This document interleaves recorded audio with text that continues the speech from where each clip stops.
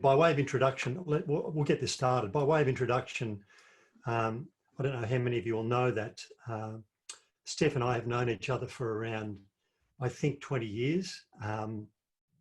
We've been working together physically on some occasions, independently on others, but we're speaking to each other probably at least on average 3 to 4 times a week, many times more than that.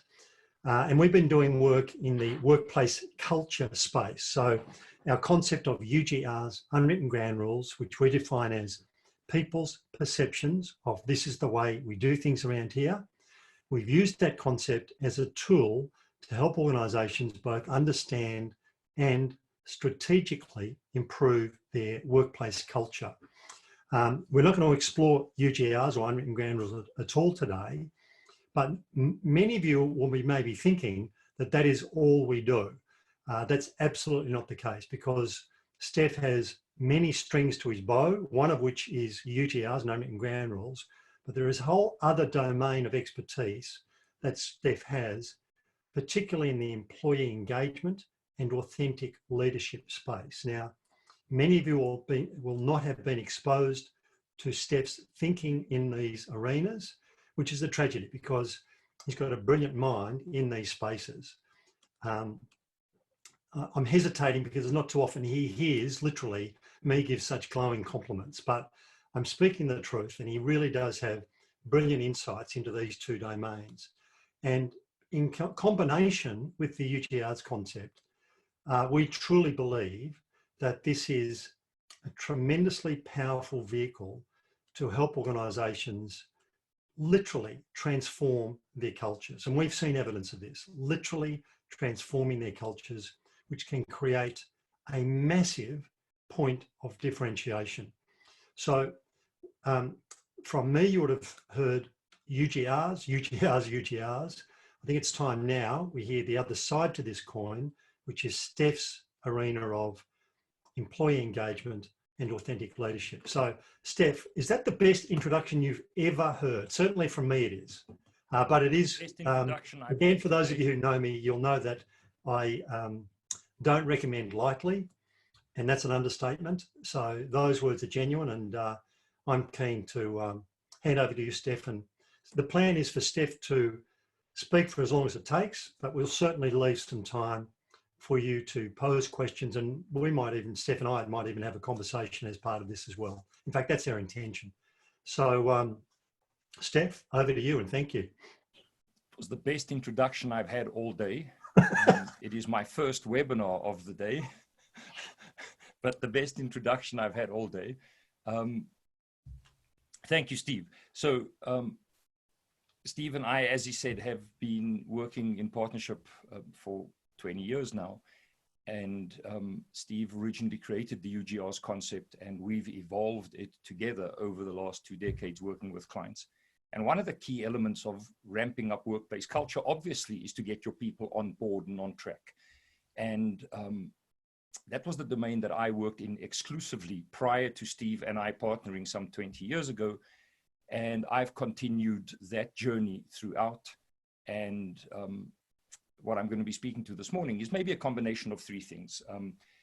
There's a personal dialogue going on here, how an individual can ramp up the employee levels of employee engagement, but maybe more so their overall well-being, how leaders can authentically engage with people to help them to ramp up their levels of employee engagement, and then a combination of that as to how it relates to organizations, and then obviously ultimately workplace culture. Let's get on with it. So I'm going to be speaking pre and during and post Corona throughout, but a quick reminder of what employee engagement stats are all about. I'm sure that everyone watching this morning knows the Gallup results. Gallup has been polling employee engagement globally for 70+ years now. They've run their assessments in some 200 countries and across some 20 million people. And they are clear, and I agree with them. There are 3 types of employees in every organization: those who are engaged, those who are not engaged, those who are actively disengaged. Now, there are many and varied definitions about those three. I'll run with the Gallup definitions, and you don't need to see all the copy here. The slides are mainly for entertainment. There will be a graph or two, because sessions are never tax deductible unless there are pie charts and bar graphs. So there'll be a pie chart and bar graph here and there just to make this session tax deductible. Mind you, we would have had to charge first for it to be tax deductible, but moving right along. So I think there are just two key elements about engaged employees. They are passionate about their jobs, and they have a profound connection with the brand that they work for. And you can see those people set themselves aside from the others. They walk fast, they sit up straight, they carry stuff, they lean forward when they speak, their eyes sparkle. You can tell these people from the others. Then there are people who are not engaged. Basically, says Gallup, these people are sleepwalking. They are, there we go. They are not engaged. Basically, these people are sleepwalking. These folk rock up every day, sometimes in the mood, sometimes not in the mood. This is my little version, not Gallup's. I think that their engagement depends largely on the weather and on the traffic, and whether or not their team won or lost on the weekend. And we can tell from how they do their job whether they had a good weekend or not. And sometimes they'll be in the game, sometimes not so much. And then there are those folk who are actively disengaged. These are the people who I think have just given up. Way back, McGregor explained that there are X and Y theory leaders. X theory leaders, he said, were those leaders who believe that people should be governed and controlled, that we should have time cards, and that if you have enough rules and procedures, then X theory leaders say that people will do their jobs. Then there are the Y theory leaders, who are those folk who believe in the intrinsic good of people. They believe that people want to do good work. I was schooled in the first. I'm a South African, I'm 60 years old. Obviously, I was a military conscript way back. I was involved in the last part of that war that we fought, and I learned my leadership skills there, and those were X theory leadership skills.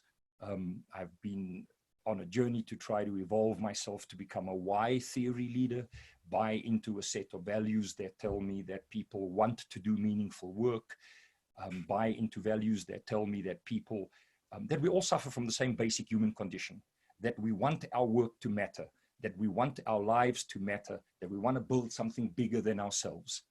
Now, if you're a Y theory leader, and to be authentic in leadership, you have to be a Y theory leader and learn the skills that go with that. Then you have to ask yourself, isn't it sad that there are people like this who have opted out? And the reason that they've opted out is because they've just given up. They were looking for help. They tried, they failed. They tried harder, they failed. They asked for help, they didn't get it. And at some point, they just gave up. And we can tell them apart from the others. We know who they are.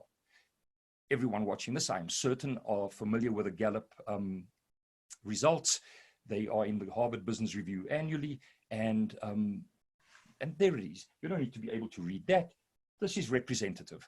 And the suggestion is that 3 out of every 10 people are actively engaged, passionate about their jobs. They have a profound connection with the brand. While 3 out of 10 people are doing that, 2 out of 10 people are undoing that, and the other 50% are sort of win and lose. And Steve will recognize that we know this too from the work that we do with organizations, Steve. In every organization we work in, some are better, some are worse, but there's the average. This is what people say. So here's the snag. That was pre-COVID, and things have changed. What it is now, what employee engagement stands at now, like, I don't know, your guess is as good as mine. In the era of working from home, things are bound to change. I have read a lot about the upside of working from home. I'm aware of some of the downside. The snag is that working from home doesn't look like that. Working from home looks like this. I have 2 married daughters with children. Working from home looks like this. And in the South African context, working from home could look like this. So working from home is also not all that it is cut out to be. And it's going to be a complex environment going forward. What's going to happen next in the post-COVID environment? Steve and I also work with a group of other speakers and presenters around the world. One of them, Dr. Graham Codrington, futurist. And Graham talks about our old normal, Steve, and what will be our new normal. And the new normal, we don't even know what it's going to be yet because we're still busy getting there. But it certainly will not be like the old normal. And I don't believe that in our industry, we are ever again going to work in-house and at events as much as we previously used to. The world is going to change. So as I said earlier, your guess is as good as mine as to what is going to be looking like in the future. But I'm certain, I believe fundamentally that the things that drive employees to be engaged are universal. It transcends COVID. It is bigger than COVID. The same reasons that caused people to be engaged or disengaged before are the same reasons that I believe that people will be engaged or disengaged going forward. I'm going to touch on 3 of those this morning and not unpack it as much as I typically would. Now, when Steve and I do this with client organizations, we can measure and assess some of this. We can help people to evolve skills and develop practices that counter some of what I'm speaking about this morning. But just as a broad recap here, overview for you this morning, there are 3 topics that I think involve an impact on employee engagement. So pre-COVID, there was volumes of research around not only engagement, but overall wellness and so on. And one of the questions addressed across some of the world's richest countries was, is the world getting better, worse, or staying the same? And feedback from that was that there were people that said the world is getting better, but not so much. 10% worldwide of people think that the world is getting better. This was pre-COVID. In the United States, only 6%. Steve, I cannot explain the Australian stat because Australia is, depending on which survey you look at, one of the best countries in the world to live in. And that's weird. But maybe it suggests that the better it goes, the worse it goes. There's an interesting stat about the Netherlands. Paul, an associate with whom we work, is on this morning. There's an interesting stat about the Netherlands. Now, depending on which research you look at, the Netherlands is somewhere in the top 10 countries in the world to live in. Most surveys show it as one of the top 3. Many show it as the best country in the world to live in. Yet, on many of these metrics that I'm speaking about, their average is worse than the rest of the world. And I can't explain that, but I have a few notions on that. Just can't go there right now. People were also asked, let's stick with is the world getting better or worse? Now, obviously, if those percentages were what people were saying, of people who were saying the world is getting better, then, I mean, like, 90% of people are saying that it's not getting better. And that's overall wellness, not employee engagement specifically, but overall wellness. Now add the COVID numbers, and who knows what happens next. So I think the basic solution here is that just because everything is effed, you don't need to be, and that we can choose. Now, I'm going to spare you cheap motivational dribble like that you choose your own attitude, and there's a reason why attitude starts with A and all of the other nonsense. I do firmly believe, though, that we get to choose, and I firmly believe that we can make decisions that can impact on how we cope with those things that we cannot control. I first discovered this way, way, way back when I bought, in 1992, coincidentally, Steve, from a shop called Knowledge Resources owned by Wilhelm Krauss, with whom Graham and I and another colleague of ours are doing a public webinar tomorrow. A pay-to-attend webinar tomorrow, Steve Yarins, hosted from South Africa, but with global attendance. Long story short, I bought a set of audio tapes. It was the first self-help stuff that I bought way, way back, and it set me on a journey. It was a video cassette box set by someone who became a very good friend of both Steve and I, a guy by the name of W. Mitchell, who has had a profound impact on my life. Fairy tale story. After watching those tapes until they broke, after learning the words on those tapes, I later got to meet him. I later got to speak at an event with him. I later became a friend of his. And right now we are close friends. And I continue to marvel at his philosophy of it's not what happens to you, but what you do about it. Now, if you know the Mitchell story, then you know that if anyone has reason to be able to own that phrase, then it is him. And I learned from him that my life is where it is because of choices I made or failed to make. I didn't pick COVID. I didn't pick that my business is tanked because there are no more live events. But it's what I do after the fact that defines how the rest of my life works out. And I could be wrong on that. My life just works out better when I buy into that notion. And I think we can beat the F-ness by, this is a post-corona edition, by the way. I used to speak about beating the paradox of progress, which is that notion that the world is better, but we feel worse.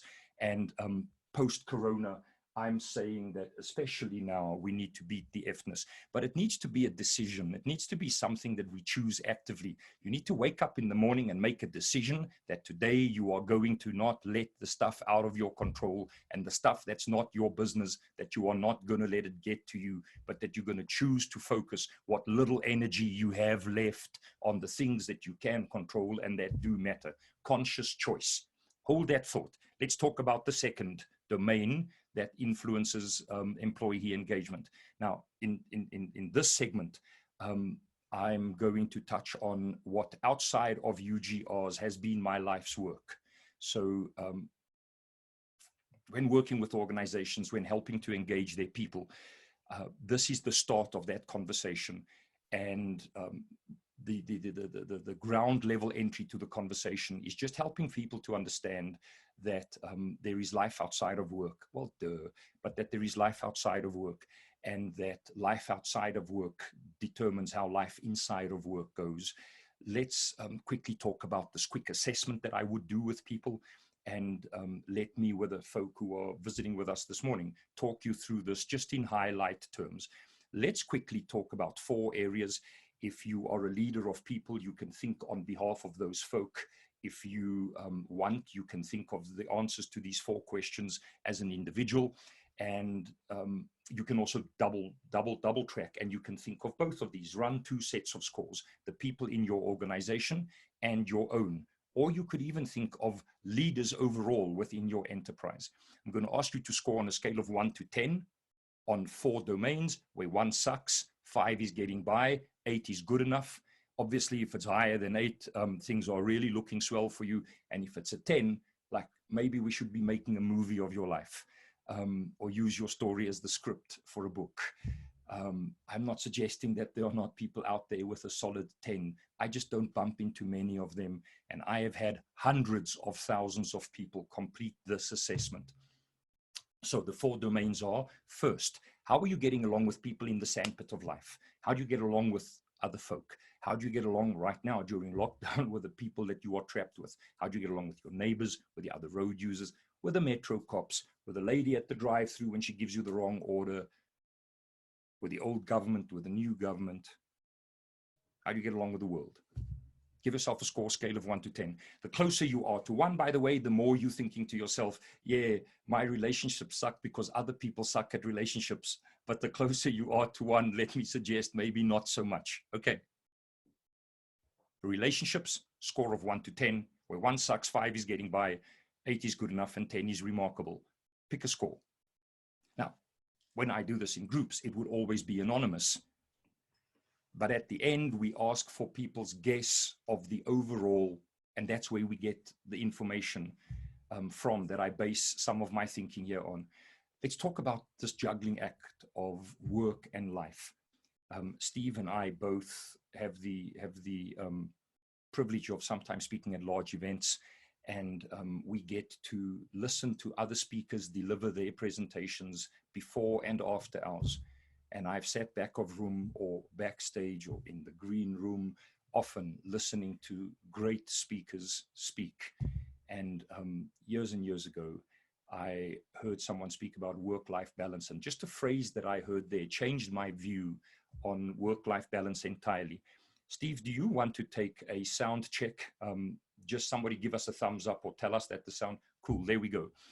And for me, it was a transition, understanding that it's not about work-life balance, but about work-life integration.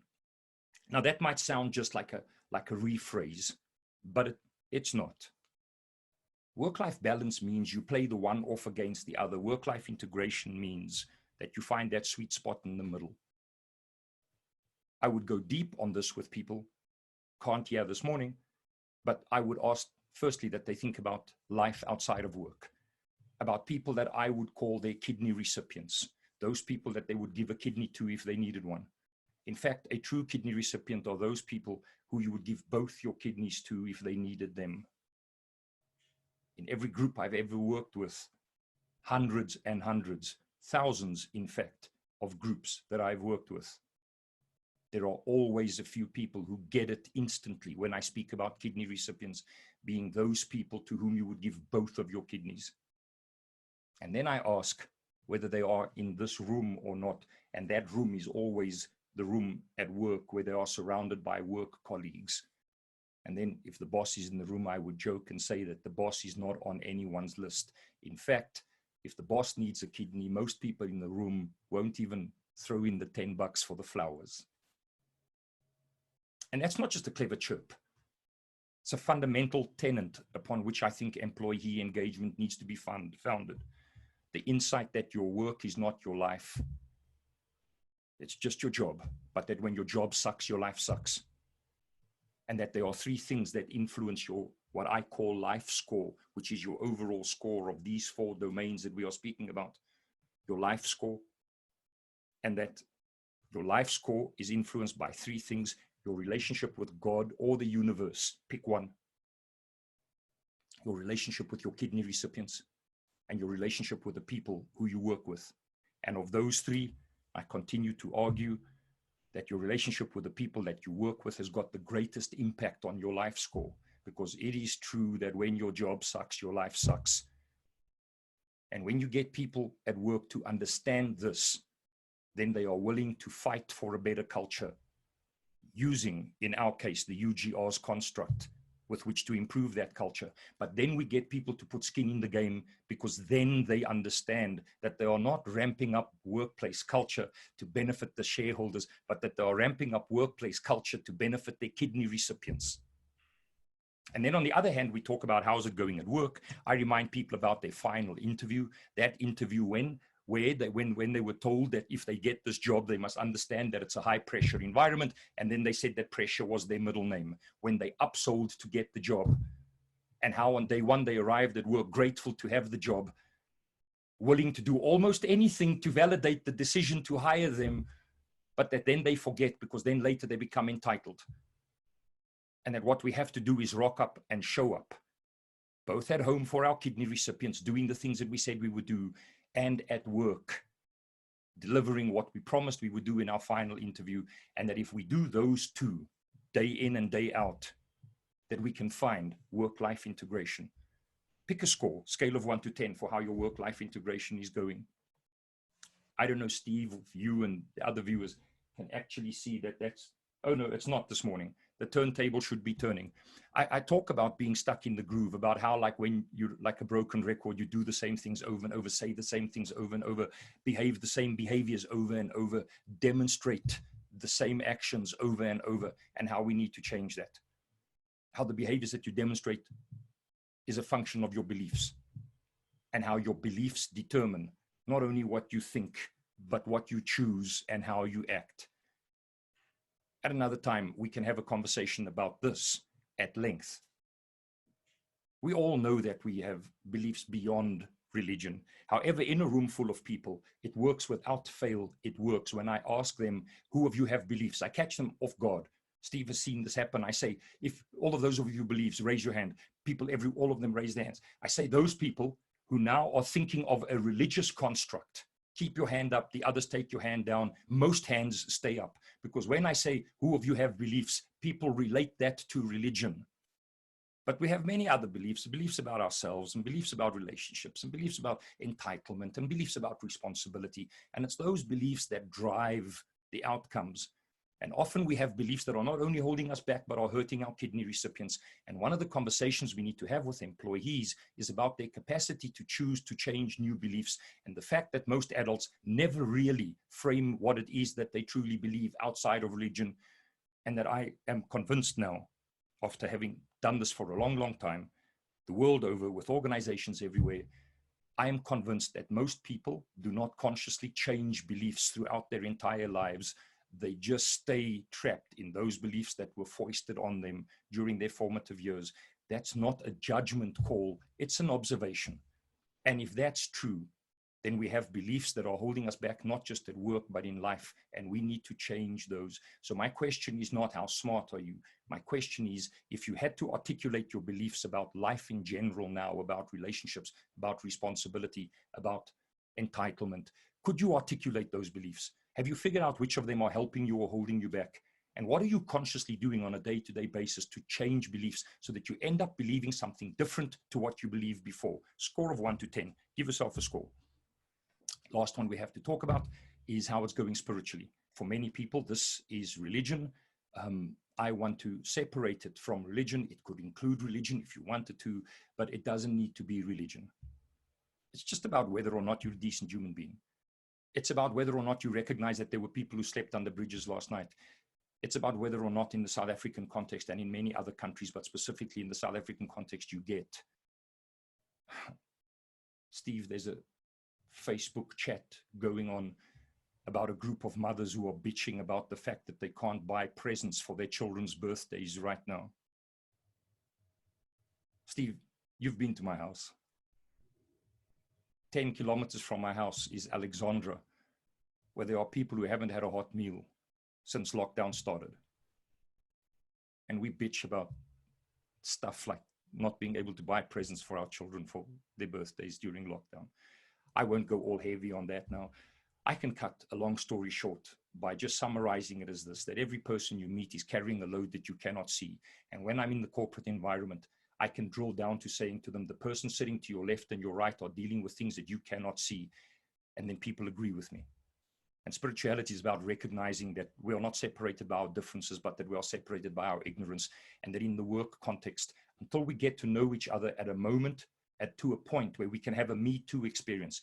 A Me Too experience is where you just have dialogue, a conversation with someone until they say something that you can relate to. And in the back of your mind, you can go, yeah, like I get that, brother, me too. And from that moment on, your relationship will never again be transactional. And only when we stop having purely transactional relationships in the workplace can we ramp up employee engagement. Until then, it cannot be done. Give yourself a score, the extent to which you are compassionate enough and kind enough and gentle enough to get it that everyone you meet is carrying a load that you cannot see. You have 4 scores, average them out quickly. Now, whatever your score was, here is a sample of what a group of 1,300 retail bank managers once told me their scores were. They were using a digi-voting system at the Sandton Convention Center, not far from when I live. And if that's their overall life score, then no wonder employee engagement is broken, because I think Maslow was right, and certain things have to happen before other things can happen. And I think that we cannot fix employee engagement before we fix life score. And I think we cannot fix our life scores until we ramp up our engagement at work. And I think these two things go together. And when we help employees to understand that, we can get them to put skin in the game and get them to be willing to fight for a better culture. Now, if that was before, then I don't know what it's like now during the Corona era. And by the way, I think the font is here, but this is the coronavirus stats as at this morning, as at 6 o'clock this morning. Oh, my slide bombed out. My time went over the numbers, but deaths so far, 250,000. I don't know what life score is now, but it cannot be better now than it was before if you ask a group of people. I think you fix this. I always used to talk about ramping up your life score. I just want to change that now. This is a post-corona edit. I think we should talk about how we can improve our lives. And I think we do that by demonstrating excellence in our everyday living. There is a long conversation that we can have. I base this on Maslow's 15 characteristics of self-actualizing individuals, the things that truly great people do and how we can model those. I'll touch on one right now by telling you quickly about Kate, the second female ever to win a medal for bravery in the British military about 6 years ago, which is a weird stat if you think about it, that only about 8 years ago did a woman first ever win a medal for bravery in the British military, which is one of the oldest militaries in the world. Anyway, Kate was the second. She stands 4'1" high in her socks. In Afghanistan, she ran through a minefield as a medic to get to a colleague who was shot in the face. She ran 100 meters through a minefield, and then she sat with him through an hour-long battle while a battle raged around her so that she could cut a tracheotomy into his throat. He survived.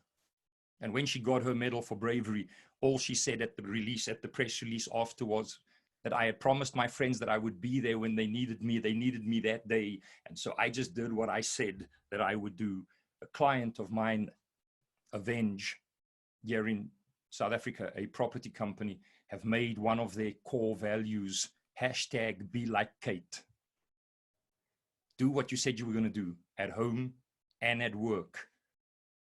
Go home tonight and do the things. I speak about a garden tour at home, which I can't talk about today. Go home tonight and do the things that you said you would do. Go back to work tomorrow morning and do the things that you said you would do. And I think we ramp up our life score and our life by #BeingLikeKate. But it is a decision that needs to be made day in and day out. It is an action, not a hope. You've got to do stuff about ramping up your life score or nothing will change. The third thing that I think influences life score. Now, it's odd that I read only potty mouth books, but I was massively influenced by Professor David Graeber, a professor at the London School of Economics. I was massively influenced by his book, Bullshit Jobs, in which he states emphatically that all jobs are bullshit until they are not. He has it in for corporate lawyers. If you're a corporate, Paul Terwal listening, buddy, I'm sorry about this, but he has it in for folks who used to be, for folk who used to do what you used to do when you were still a corporate lawyer. He says their job has to be bullshit because they do not really contribute in any meaningful and significant way. He says there are two kinds of jobs, shit jobs and jobs that are not shit, which has got nothing to do with bullshit jobs. A shit job is a job like working in a sewage plant or being a bricklayer or being a sanitary worker. The people who earn the least. But those are the jobs, he says, that if we take them out of society, society will collapse. He argues that you can take most, if not all, CEOs out of their jobs and the organizations will continue to survive. In fact, he cites cases where the CEO position of multinationals was vacant for more than a year, and the organization didn't only survive, but in many instances showed growth during that period. He says, when a job is a shit job, it doesn't mean that it's worthless. He said most worthwhile jobs are shit jobs. Those jobs, like being bricklayers and sanitary workers, that if you took them out of society, society would collapse, like healthcare workers, like teachers, the jobs that normally are not posh. He says, your job will be a bullshit job until you break the Sisyphus syndrome. King Sisyphus, ancient Greek mythology in Corinth, was doomed by the gods to roll a boulder up a hill for all of eternity. Except that the boulder would roll down again every night and tomorrow he would start over. And David Graeber argues that most jobs are like that if only we would admit it. But that there's a social skill that says we cannot admit that our job is bullshit. So we smile and we nod. In the 30 years I've been working with organizations the world over, together with Steve for the last 20, I see this in almost every organization where I work, that when I speak about this, it is like you lift a weight off people, that it becomes okay to say, sometimes my job feels like bullshit. And until you get people to recognize that, they cannot possibly get to a point where they are willing to make change and become more engaged in their jobs. a poll of 250,000 people in almost 150 countries, ask people, do you like your job or do you not like your job? The jury is out. Almost 90% of people don't like their jobs, and yet we expect them to be engaged. It's never going to work. Sorry for that high-pitched whine there. It's never going to work, ever, ever, ever, until we change some things. Now add the current corona issue, and it gets worse. I think David Graeber was right. All jobs are bullshit until what? Until he says you do one of two things. David Graeber says your job will be bullshit until you figure out how doing your job helps other people, or how you doing your job benefits the world. The snag is that most jobs do not benefit the world. I have a current client, a remarkable company that is dealing with the current virus situation remarkably. The way they are treating their employees now is a textbook case study. I want to write a chapter of a book about the Ettlin management team after this. They're a cold storage enterprise. Food comes in frozen containers at the harbor. They get it into their warehouses and distribute it to stores for major change around the country. The truth is that most jobs do not make the world better. Even doing a job like the drivers for Ettlin who drive food for the nation doesn't really make the world better. Finding a cure for corona makes the world better. Taking care of children in orphanages makes the world better. But most jobs don't make the world better. But all jobs can benefit other people if you get it, that the person right next to you is battling with their life score, that their life score is probably a 4 or a 5 or a 6, and that they are hurting, and that if we can change how we do things at work, we can change their life score. And if we change their life score, we make it better for their kidney recipients. And how when we create better working environments, we do it for people we are never going to meet. The families and the children of the people who work here, and their communities and their environment. And I think that that is the hinge that unlocks employee engagement. The knowledge that I am doing my job better, not for the shareholders or the profit or my bonus, but that I'm doing it better for myself, for my life score, for the life score of the worker next to me, the person on the conveyor belt next to me who is picking 8 hours a day. If I change the way I behave at work, I make their life better, and I send them home with more left to give. But he wasn't the first guy to figure this out. Frankl, a long time before him, the concentration camp survivor, in his book, Man's Search for Meaning, said that our primary motivational drive is the pursuit of purpose and meaning. And he said that we can find purpose and meaning by doing one of two things, by committing ourselves to a cause greater than ourselves, or by committing ourselves to people other than ourselves. And there's the antidote for a miserable life. Right there is the answer to everything, I think. Living a purpose-centered life, where you commit yourself to a cause greater than yourself, or to people other than yourself. I think David Graeber, like me, read Frankl's book. I'm not suggesting he plagiarized, but it's the same universal truth that Graeber says you can make your job better by figuring out how it benefits other people or the world. Frankl says you can make your life better by figuring out how living your life benefits a cause greater than yourself, or commits yourself to people other than yourself. I think that you can unbullshit your job by committing yourself to people other than yourself. In the corona age, I think you can unbullshit your life by committing yourself to people other than yourself. Starting to wrap this up, Frankl also said, the concentration camp survivor, the psychiatrist who was interned in the concentration camps, who later became the founder of logotherapy, the therapy of purpose and meaning, who was one of the first voices in the psychology of purpose. He says you can unleash the potential of another human being through the mere act of believing in them. If you are a leader in this conversation today, just by believing in your people, you can unleash potential they never even had, because until now, they've only been living up to your lowest expectation of them. But if you raise that expectation, something changes. And here's the trick about believing in people. Steve has seen this in organizations with me. Believing about people means you must believe in them beyond the evidence that suggests you shouldn't. It's a choice. It's not a function of their past performance. It's a function of choice. A quick story to explain that. One of our key account managers, Sharon, received a delivery at our office a while back, 2-3 years back, a box containing the shoes that she ordered from an artisanal shoe factory. When the box arrived at work, she was excited. She opened it. I watched her open the box, and in the box there was a little card, a handwritten note from the people who made the shoes, and it thanked her for buying their shoes. I thought that was cute. But then in the next layer of cellophane paper, Steve, cellophane or cellophane? Say the word, Steve. Cellophane, I think, Stef. Cellophane. Yeah. Behind the next layer of cellophane paper from www.janesews, S-E-W-S, janesews.co.za. If you want a cool pair of brogues, order them from janesews.co.za. No, there's nothing in it for me. They don't even know that I have told tens of thousands of people about them over the last number of years. There was a card in the box that said, if we can recognize that human hands touch the products that we wear, then we can be empowered to acknowledge that those hands are lives and that those lives matter. And it's not just the products we wear. It's the hands that make the food that we eat, the hands that heal us in the hospitals now, the hands that clean up behind us, the hands that clean the bathrooms at the airports once the airports open again, that those hands are human hands and that they matter.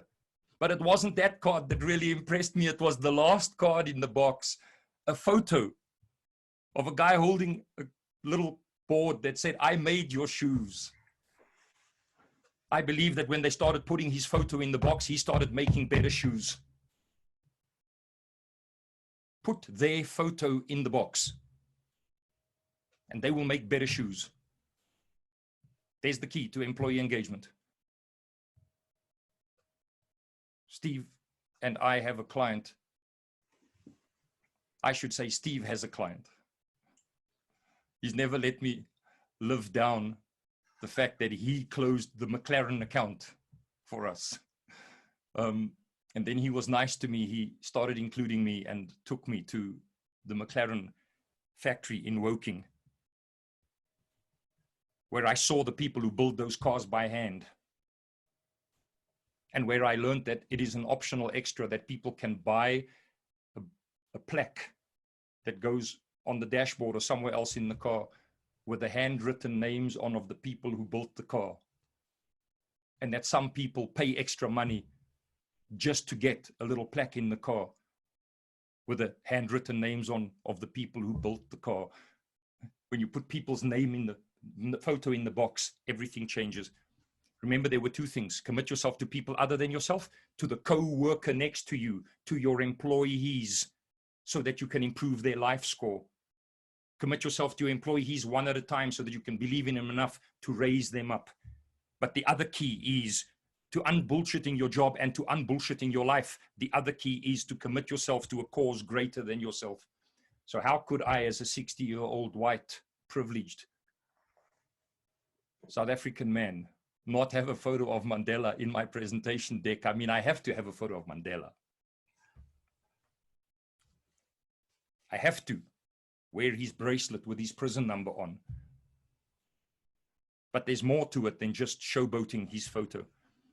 Nando's, a chicken fast food outlet, South African born, now around the world, put in the newspaper on the Sunday after Mandela passed.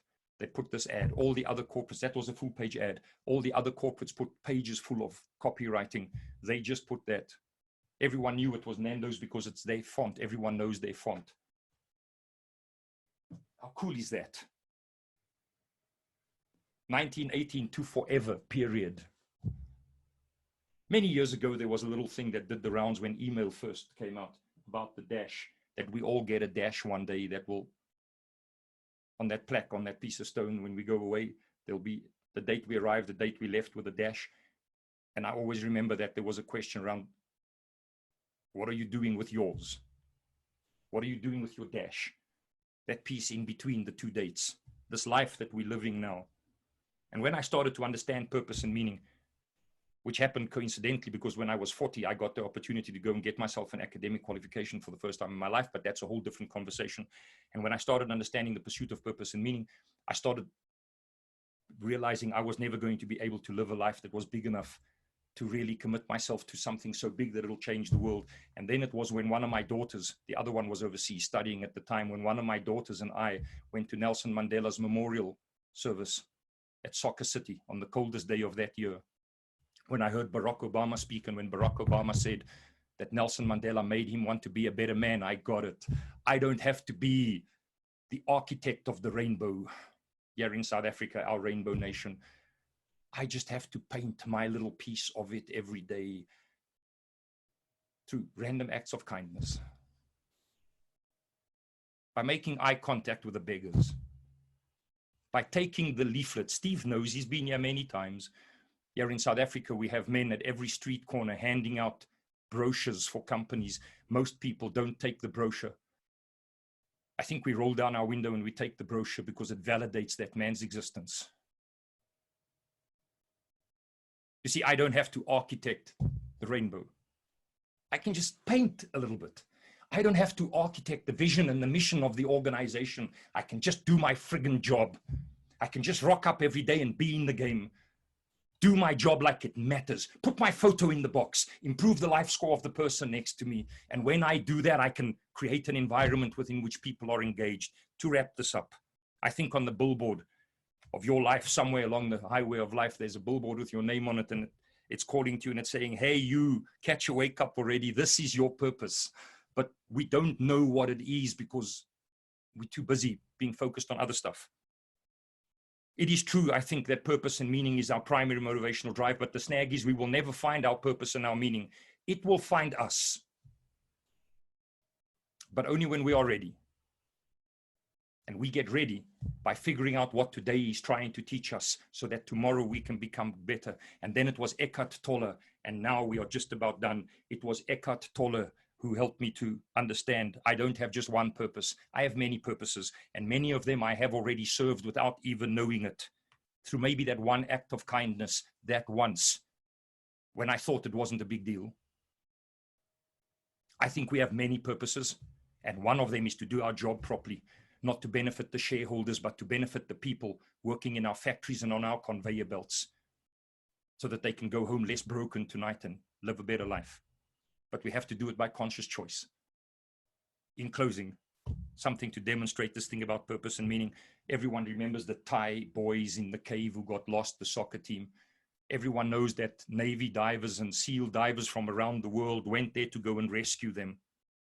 It was two hobby divers from the UK who found them. Not SEAL divers. Two guys who paid their own way, bought their own tickets, took their own equipment to go and help the search. One of them was John. He took this photo. And then 3 weeks later at 10 Downing Street, when they were being recognized, he simply said, while diving has always been my passion, I have wondered all along if it would ever have any purpose. Now I realize that the last 2 weeks is what I have been preparing for all of my life. And when I say this to a room full of people, I can hear the going up, and people nod like that little dog that was in the back of my grandfather's Volvo. It's true for all of us. But like, hey, get a life already, catch a wake up. Figure out what it is today that can add value to your purpose. And right now, today, it's about creating an environment within which people can bring their best self to work. 3 simple things. I'm sorry, I didn't mean to say simple. 3 things. We can beat the effness by expecting less, by just chunking it down and lowering our expectations. I'm not saying lower your standards, I'm saying lower your expectations. Expect less and life turns out better. We can ramp up our life by #being like Kate, and we can unbullshit our lives by committing ourselves to people other than ourselves and committing ourselves to a cause greater than ourselves. I should have posted this in the comments. Steve, if you want to jot this down quickly, you can post it in the comments. http, Steve, http://bit.ly/Stef Authenticity. Go there, you can download a white paper on authentic leadership and reach out to us. We can help you with more ideas of how to ramp up employee engagement in your workplace. Steve, you were going to administer, and you were going to look if there was a question or two that we quickly want to field before the top of the hour. I think I've got that web link in the chat box now. And let me say that if you weren't impacted by Steph's contribution just now, then I'd propose to you, you weren't listening. So here's your chance. We've got around 6 minutes left. If you have any comments or questions that you'd like Steph to ponder, please put them into the chat box. I've put the link there. I hope I've done it correctly, that Steph has just provided there as part of his presentation. Steph, a couple of things while people are thinking about what comments they'd like to make. It's never occurred to me, Steph, that you were talking about beliefs today. That's personal UGRs. So Steve and I have known all along, that UGRs is not just limited to the workplace, but to every environment of life. And shame on Steve and I for not having evolved that yet to life outside of work. It's time we do that. Steve and I are both working with some of our past and even with some new clients right now. And we've not only taken to camera by doing the same things we used to do before, but only now to camera. We've actually reworked. Sorry, forgive me for a sec. Wait for me. So please, folks, we've put in some comments or questions that you'd like Steph to answer in the chat box. So we've reworked our offering entirely, and we have been working with teams throughout the lockdown period, bringing to them exactly the same services and offering as we did before, and it's busy working. And we're about to actually sign off on our first corporate workplace transformation program that will be entirely virtual and online. It's a client we were speaking to before, and we're going to work with them live, and now we are taking it online. The point I am making is that being remote now doesn't stand in the way of us engaging our employees and changing our workplace culture. Steve and I are continuing to support clients remotely, and it's busy working. Steve, give us a question or a comment. Okay, so this is, some of you I've just realised have typed into the Q&A box, which is fine. I just wasn't aware that you'd gone into that box. But one person has written— Steve is always the slow one. Yes. What do you best advise for someone who has the potential yet clamped down by his or her relationship with bosses? We'd start with the easy questions there, Steph. I am always cautious not to, I am always very, very conscious of not wanting to sprout answers like I am the font or the fountain and I know all the stuff. I don't. It's hard. It's hard. But I think it's that thing that, I think it is part of that message that it's not what happens to me, but what I do about it. It's how I function in my own domain. It's how I do my own job. I know that sounds cheap. I know that sounds shallow, but it's true. I remember when first my own life started coming together in my mid-20s. I was a dud until I was about 20. That's not true. But by the time I was about 26, I was working shifts at a factory as a night guard. And then slowly stuff started coming into place. A few years later, I landed my first almost decent job. I sold life insurance from door to door. And I was broke for the first 2 years doing that until I started working on myself. And in that environment, I can remember that it really sucked being there. But when I started learning this notion that it's what I do about my environment, not only did I start to outsell my peers and then outsell almost everyone else, but in the same job, I managed to transform how it felt. I think we can change how it feels by controlling our own environment. That's the best I can do. Steph, I might just add a thought to that if I can, because I'm wondering whether what is driving that question might be an attitude on behalf of that staff member of being 100% victim. And our work on UGRs has helped in some respects in that regard, because UGRs, unwritten ground rules, people's perceptions of this is the way we do things around here. When we introduced that concept to staff, and we advise that staff do get introduced to the concept, they then realise, they become conscious of the fact that they have their own UGRs and they are not merely victims of the culture. So introducing people to the concept of UGRs of itself can often help transform the culture. That of itself. It's one step further. Steve and I believe firmly, and we've proven that culture is not a leader responsibility. It's everyone's job, and that individuals can. In fact, we have found workplaces where, in spite of poor leadership, people do good work. Why? Because they are good people. Anything else, And Steve?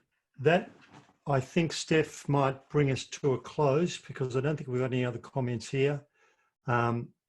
Look, if that's been valuable to you, we'd really appreciate you telling other people about it. Stef works in-house on this stuff that he shared today, and he's in one sense really only scratched the surface. So if that's I'm going to unashamedly ask that if anyone benefited from what we did this morning, I'm going to unashamedly ask, take out your cell phone now. Take a photo of your entire computer, not just typed on the screen. I saw a colleague of ours, Sam Silverstein, get a bunch of these and this can do us a favor. Take out your phone. Step back just a little bit. Let your coffee cup be seen, your notepad, your pen. Put your coffee cup in the shot. Get a picture of the screen, your keyboard, us on it. Steve will smile. I'll smile. Get a picture of us right now and reach out to us and send it to us. Come on, be decent. Do that for us. We need it for our virtual show reel. Unashamedly, that's what you can do for us. And send it to either of us. Steve, do they know how to get hold of us? Where do they send those photos to? My email is shorter than Stef's. It's steve@ugrs.net. I will put it into the chat box, not the Q&A box, the chat box. steve@ugrs.net. If you do not do that for us, we will hunt you down. And I will erase from your memory everything I shared with you today. That's a technique I learned during my conscript years in the army way back. Come on, do that for us. Now, look happy, Steve. Take the photo.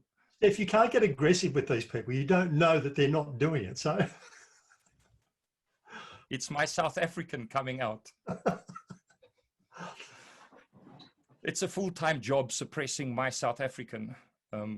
It's a full-time job. Yes.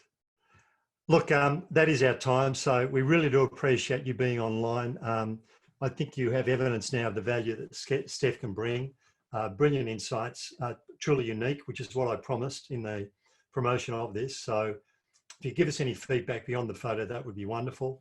If you'd like to speak to Stef about doing this with your people, let us know. Again, you can reach Stef through me, or Stef, it's Stef du Plessis, Plessis, du Plessis, DUPLESSIS.com. So it's stef@stefduplessis.com. I told you mine was easier. And we'd be happy to chat with you. And Stef would certainly be happy to chat with you.